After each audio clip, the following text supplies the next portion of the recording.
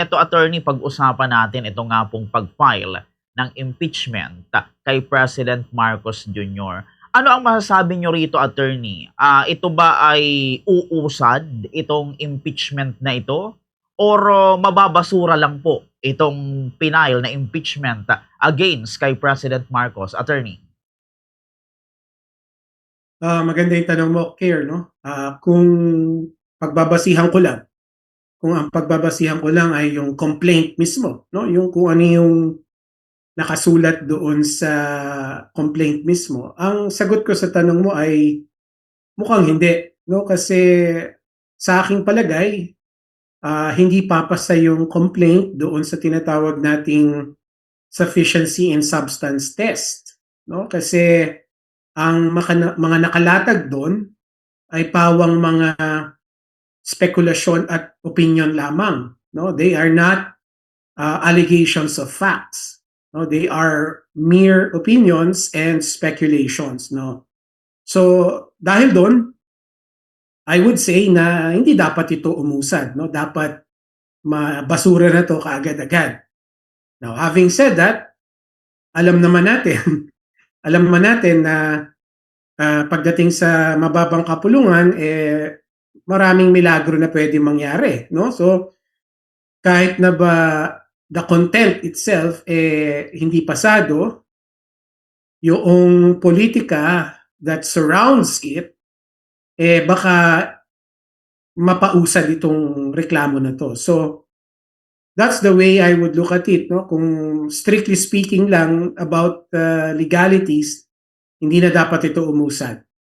But if we consider the politics of it, then we cannot be certain. Nasa speaker na siya ngayon, right? Na-transmit na siya sa office of the speaker, at narinig natin si Speaker D sabi wala itong kwenta. So ang expectation ko, ibabasura rin niya yan. But we have to wait and see kung ano ang desisyon ni Speaker dito sa reklamo na nasa opisina na niya. Alright. So, ibig sabihin pala, attorney, mahina yung ebidensya para ma-impeach talaga si President Marcos Jr. Tama, attorney?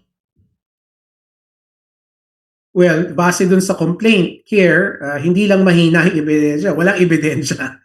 So, puro puro opinion lang, puro speculation lang, no? So, kaya nga sinasabi ko, bagsak ito dun sa sufficiency and substance test, no? So, hindi dapat ito umusad if we're really trying to be strict with the rules, no? Doon nakasaad sa ating saligang batas, and also sa dun rules mismo ng House of Representatives. Opo. Sabi kasi, attorney, nung mga gustong ma-impeach si President Marcos Jr., especially yung nag-file, meron daw ginawa si President Marcos Jr., like yung betrayal of public trust. Ano ang masasabi nyo rito, attorney? Well, ganito yan, Kier. No? So, pagdating kasi sa impeachment, sa totoo lang, yan lang ang remedyo natin, no? Pagdating sa Pangulo. Right? Kasi yung Pangulo natin, lahat ng Pangulo are immune from suit. Ibig sabihin, hindi siya pwedeng kasuhan habang Pangulo siya. Right? So, ang sa isang remedyo lang ng bayan pagdating sa Pangulo ay impeachment. Now, pag sinabi mo kasing impeachment, ang fundamentally, ang ibig sabihin natin dito ay hindi na dapat manatili ang Pangulo sa pwesto. Kasi kapag manatili siya, ay masisira yung buong gobyerno natin. Right? Ganong level of dysfunction and betrayal ang pinag-uusapan natin, na kapag manatili ang Pangulo sa pwesto ay talagang masisira yung gobyerno natin, masisira yung buong bayan natin. No? Ang magandang halimbawa dyan is yung nangyari kay dating Pangulong Estrada. Right? Yung impeachment ni Pangulong Estrada, yun ang halimbawa ng level level of dysfunction and betrayal na akmang-akma sa impeachment. Now, ang tanong ngayon, naroon na ba tayo? Naroon na ba tayo sa kaso ni Pangulong Marcos? Ngayon, kung ako tatanungin mo, masasagot ko dyan, hindi pa. Right now, our government is still functioning. His administration is still functioning. Now, we can disagree dun sa kanyang ginagawa. Pwede tayong hindi sumang-ayon dun sa mga polisiya niya at dun sa mga action niya. But clearly, wala tayo dun sa level na katulad dati sa panahon ni Pangulong Estrada. And therefore, I would say impeachment is not the proper response doon sa hindi natin pagkagusto sa pamamalakad ni Pangulong Marcos. Alright, opo. Eto, sabi din kasi attorney nung iba na gusto talagang ma-impeach si President Marcos Jr. Dapat yang ma-impeach si BBM kasi protector siya ng mga korap na opisyal. Pinoprotektahan niya si Romualdez, si Saldico, yung mga ganon. Tapos, sabi pa nung ilan attorney, korap yan si President Marcos Jr. Kailangan talagang ma-impeach yan. Ano ang inyong opinion doon, attorney? Well, pwede kasing totoo yun, ano? Here. But right now, sa sitwasyon ngayon, those are just opinions. Right, ako, ang opinion ko, pinoprotektahan niya si dating Speaker Romualdez na pinsan niya. Kaya hanggang ngayon, hindi pa makasuhan. Hanggang ngayon, wala pang aksyon ang ombudsman sa kanya. But we do not have any proof of that. Wala tayong evidence of that eh. Right? Opinion lang natin yon at pwede natin pag-usapan, pwede natin isigaw sa buong Pilipinas na yun ang opinion natin. But the reality is we do not have any evidence of that. Not yet, at least. Diba? Now, pinuprotektahan ba niya si Ko? Si Saldico, meron ng kaso.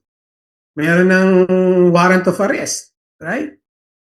Tapos, right now, sabi ni Ombudsman Remulla, susunod na yung mga ibang big fish. Probably sila Senator Estrada, Senator Villanueva, Senator Escudero, and hopefully pati si Speaker Romualdez, dating Speaker Romualdez. So, yung puntong yun, I would say, it is still, as of now, as of this moment, ay opinion lang. Kung meron tayong ebidensya tungkol dyan, then ibang usapan na yun. Opo, yun. Very well said, attorney. Yung iba, attorney, nagsasabi din, addict daw si President Marcos Jr. Takot daw magpa-hair follicle test. ano ang opinion nyo doon, attorney? The same way, the same point, no? Opinion lang yun eh. Allegation lang yun, speculation lang yun, no? Hindi naman natin pwedeng pilitin ang isang tao. Para ikaw, ako, hindi tayo pwedeng pilitin magpa-drug test, no? Without any case, without any criminal case, no? Bakit natin siya pipilitin magpa-drug test kung wala naman tayong kaso na pinataw sa kanya? No? So that doesn't make sense, eh. Right? Ang Pangulo natin ay isang Filipino citizen din and enjoys constitutional protection, no, of privacy. So bakit iba yung standard sa kanya sa standard sa atin pagdating sa issue na to, right? So I do not see that as a ground for impeachment, no? Unless meron tayong concrete evidence na addict siya, that could change the picture, no?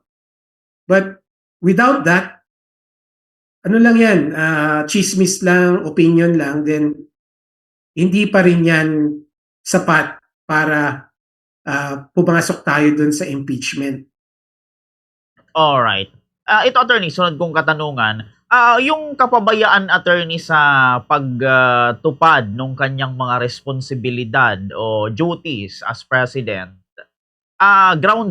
ground ba yun, attorney, for impeachment? Kasi may nagsasabi, pabaya daw kasi si President Marcos Jr., hindi niya nagagampanan ng maayos yung kanyang tungkulin. Yun ba, ground ba yun, attorney, for impeachment? Oh yes, definitely. Pero ang qualifier natin here is yung katulad ng sinabi ko kanina, yung sobrang dysfunctional na ang gobyerno. Sobrang hindi na talaga siya napapalakad ng maayos na talagang masisira na ang gobyerno, masisira na ang bayan natin. Katulad nung nangyari kay Pangulong Estrada, 'di ba? Dati baka bata ka pa, di mo pa alam nito. Panahon ni Pangulong Estrada, ang mga nangyari noon ay meron siyang midnight cabinet na nagmi-meeting sila sa yate, tapos involved siya sa insider trading, konektado pa siya sa huweteng. Yun yung mga lumalabas na issue noon sa kanya at talagang at risk yung government natin noon na kung hindi siya mapapatanggal, potentially babagsak talaga yung gobyerno natin considering na meron pang financial crisis noon. So, impeachment at that time was a viable option. Now, sa sitwasyon natin ngayon, napakahirap sabihin na babagsak ang gobyerno natin kasi umuusad naman tayo. Although, of course, hindi natin totally gusto yung pag-usad niya kasi yung iba sasabihin mabagal, right? Yung iba sasabihin hindi dapat tinututukan ito, iba dapat. So, ang meron tayo is disagreement in policy, disagreement in decisions. But that's just democracy, right? Ganun talaga. Ang wala pa tayo is that level of dysfunction na kailangan na talagang matanggal ang Pangulo. Opo, iyon. So ito, attorney, ito masunod kong katanungan, attorney. Kasi sabi ni Senator Amy Marcos, ito daw pag-file ng impeachment complaint against kay President Marcos Jr. Isa lang daw pong drama series according to Senator Amy. Ano naman ang ano nyo doon, attorney, masasabi? Hindi ko masasabi kung totoo yun. Ano? Obviously, again, that's just an opinion, but certainly, tayong mga nag-o-observe, tumataas din ang kilay natin, di ba? Sa given the circumstances nga na yung nag-file pala ay dating abogado ni First Lady. But kung ako tatanungin mo, ang tinitignan ko ngayon kung anong gagawin ng speaker. Kasi kung in-endorse ito, kung in-endorse ito ng speaker sa Committee on Justice, kahit na ba sinabi na niya na baseless ito at ampaw ito, right? 'Di ba sinabi na niya 'yan, 'di ba? Doon medyo mapapataas din ang kilay ko kasi pag na-endorse na to sa Committee on Justice, the 1-year ban is triggered. Ibig sabihin, hindi na pwedeng magsampa ng impeachment complaint kay Pangulong Marcos for 1 year again or for 1 year. No? So doon, masasabi natin, baka nga, no? Baka nga merong itong ibang pakay sa likod nitong pag-file. But right now, kung titignan lang natin yung nakikita natin sa House, mahirap pa magsalita kung drama ba to o hindi. We have to wait kung anong gagawin ni Speaker D dito sa impeachment complaint na nasa opisina na niya. Alright. What about, attorney, yung ano? Kasi si President Marcos Jr., attorney, sinisisi nung ilan sa pagkakakulong ni former President Duterte sa ICC. Kaya nakulong si Tatay Digong dahil dyan kay President Marcos Jr. Kaya dapat talagang ma-impeach yan. Ano, ground ba yun, attorney, for impeachment? Hindi, no? Kasi yung nangyari kay Pangulong Duterte ay above board, no? Meron tayong legal basis for that. Meron tayong Supreme Court ruling na nasunod, meron tayong treaty obligation na dapat sundin. So, hindi ito yung level of betrayal or corruption or whatever that will warrant the impeachment of the president. No? Ang issue dito is politika. No? So, ang issue dito is bakit pinayagan ni Pangulong Marcos na ang isang foreign tribunal ang maglitis sa isang Filipino citizen involving a crime against Filipino citizens and committed in the Philippines. No? So this is more about the political side of it. Pero yun kasi, again, that has to be reckoned sa political arena, hindi sa impeachment. Opo. Eto, attorney, maitanong ko lang, samantalahin ko na to. If ever lang, attorney, if ever lang po na ma-impeach si President Marcos Jr., ang papalit sa kanya, attorney, si VP Sara. Tama, attorney? So kung halimbawa ma-impeach at ma-convict sa Senado si Pangulong Marcos, no? Ang ibig sabihin nun, matatanggal na siya sa pwesto at madi-disqualify na siya forever sa public office. Under our Constitution, ang next in line na papalit sa kanya ay yung Vice President. Si Vice President Sara Duterte. Para ganun ang line of succession na nakasaad sa ating saligang batas.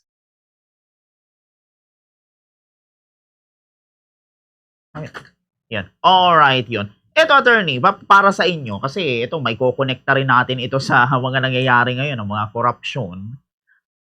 Mga kung ano-ano pang mga katiwalian or issue dito sa Pilipinas. Ano ba sa tingin nyo, attorney, yung talagang pinaka-problema dito sa ating bansa? Bakit tayo nakaka-experience ng mga ganito? Ito ba, problema ba talaga ito sa presidente, sa vice president natin, sa mga opisyal? Sa inyo, attorney, ano po ang nyo rito, take ninyo rito po? Maraming may kasalanan, including us, no, voters. Pero kung meron lang tayong pag-uusapan na isa, no, I would say yung mga binoboto natin sa Kongreso, isa yan sa mga malaking bahagi kung bakit laganap pa rin yung korupsyon sa bansa natin. Kasi yung mga binoboto natin sa House at sa Senado ay mga dynastic politicians. No? Kasi kapag dynastic ang nakaupo, alam naman natin, gagawin niya ang lahat para siya'y manatili sa pwesto at manatili ang pamilya niya sa pwesto. And that includes corruption. No? So, nakita na natin yan dito sa flood control issue, no, na yung mga mambabatas natin na dynastic, meron silang mga construction company nila at kapag ginagawa na nila yung budget, binibigay nila yung project doon sa mga construction company nila or doon sa kaalyado nila at naglalatag ng mga kickbacks sa mga opisyales, no? So, nagkakaroon tayo ng sindikato dito sa infrastructure. So, like I said, kung meron akong ipipinpoint lang na isa na cause ng corruption natin, I would say, at medyo obvious na to siguro sa ating lahat, na isa sa mga dahilan kung bakit laganap at malalim pa rin ang corruption natin is because ang binoboto natin sa Kongreso, both sa House and sa Senado, ay yung mga dynastic politicians na hindi sila magdadalawang isip na maging corrupt para manatili pa sila sa pwesto. Alright, very well said, attorney. Eto pa, mga remaining question na lang, attorney, ano. Kasi nung nakaraang 2025, sabi nung isang politician din, di ko lang ma-recall, attorney, kung sino. Sabi niya, pag 2026 daw, pinapromise niya wala ng korupsyon ngayong 2026. Sang-ayon ba kayo doon, attorney? Kalokohan yun. Wala. Ang dami na nagsabi niyan, di ba? Sabi ni Pangulong Duterte, within 3 to 6 months. Sabi rin ni Pangulong Marcos, maaayos yan. Sabi nung, ay, that is a false promise, no? Ganit ang problema ng korupsyon sa atin ay laganap at malalim na malalim. Nakadikit na to sa kultura natin. So this cannot be solved. It cannot be resolved sa isang iglap lang. No? But we have to start somewhere, di ba? We have to start somewhere na ayusin ito. And ang sa akin, the first step na maganda ay huwag na tayong bumoto ng dynastic politician sa Kongreso sa 2028. No? Bumoto naman tayo ng iba. Opo. Ito, attorney, may pahabol ko pang katanungan. Kasi napapansin ko, attorney, kay President Marcos Jr., pag merong mga binabato sa kanyang issue, it doesn't matter na kung totoo or hindi, parang ano lang siya, attorney, parang deadma lang or walang sinasabi. Para sa inyo, attorney, tama bang attitude yung ganun? Attorney Michael. Hindi. Hindi tama yun, Bombo Care, no? Alam mo bakit? Kasi galit na yung taong bayan eh. Ikaw, ako, yung mga kababayan natin, ayaw na natin yung mga nakikita natin eh. 'Di ba? We are enraged. So, dapat makita natin sa Pangulo na umaaksyon. Hindi yung malamya. Ayaw natin yung mga malamyang sagot. Ayaw natin yung mga evasive na sagot. Ayaw natin yung parang walang pakialam na sagot. Gusto natin makita sa Pangulo na gagawin niya lahat para masolusyonan yung mga issues natin, para matugunan yung mga concerns natin. If we do not see that, then may mali, right? May mali sa ginagawa niya. And mabuti sinabi mo yan kasi marami naman nagsasabi na na half-hearted, very evasive, ganun ang posisyon ng Pangulo lagi.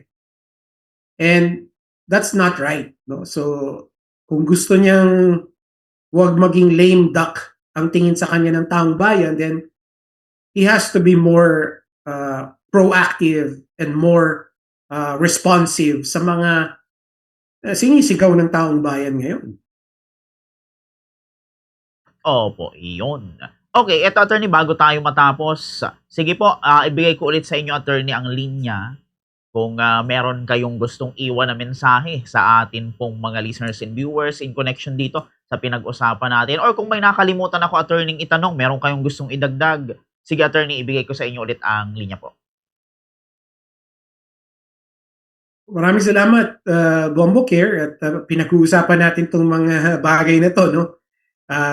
Mahalagang hindi natin kaligtaan na itong mga issues na to, itong mga concerns na to ay maapektuhan ang buhay natin, no? So, kailangan natin itong ilabas at pag-usapan para hindi natin, kumbaga, pabayaan yung mga pinuno natin kung ano-ano na lang ang gagawin nila. No? So, thank you na meron tayong opportunity. I hope yung mga kababayan natin ay kahit papano may napulot sa pinag-usapan natin.